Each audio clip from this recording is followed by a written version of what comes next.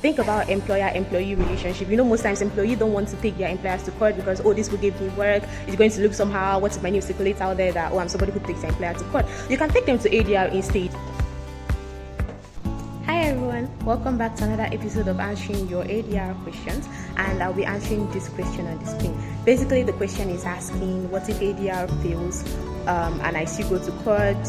Why do I need to waste extra money? So to answer this question, first of all, let me borrow the words of one of my trainers.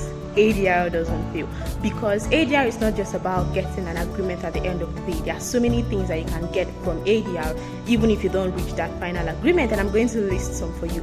Number one, you get clarity. I know I say clarity a lot, but that's really true. Most people in a dispute, sometimes they don't even know why the dispute is happening. Sometimes they don't know what went wrong, they don't know what's going on. There's just a lot of misunderstanding and a lot of craziness around the entire process. So mediation just brings a lot of clarity into that. Number two, it equips you to better handle disputes like that come up in the future. And I know that it may not really make sense if you're hearing it like this, because you're like, okay, I'm not the one who is sitting over my dispute, I'm not the mediator, I'm not the arbitrator, so how is he equipping me to resolve my disputes more? But it really is, because it's forcing you to sit down, to listen to the other person, like actively listen to them, to understand, okay, what is the root cause of why this person is feeling this way, or why this dispute arose in the first place. And then it is helping you to generate creative solutions for resolving that dispute next time. So next time you find yourself in a similar situation, before it gets to the point of needing to come to ADR or even escalate to court, you will see yourself calming down, listening, asking certain pertinent questions to find out the root cause, and even generating options for how it could be resolved without even coming to ADR. So it definitely equips you with those skills. Number two, it helps maintain relationship.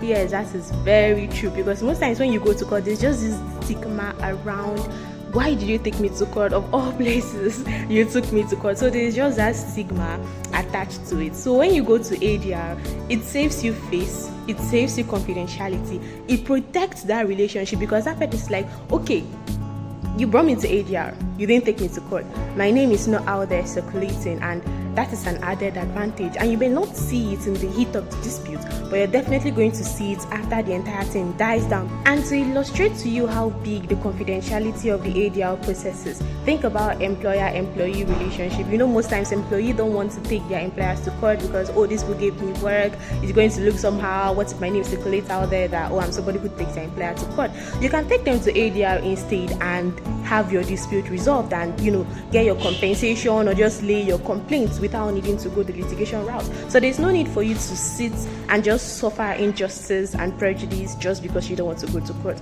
There's that alternative for you. So you actually don't lose anything by going to ADR, and ADR is actually more cost effective than litigation. And then again, bringing up the opportunity cost.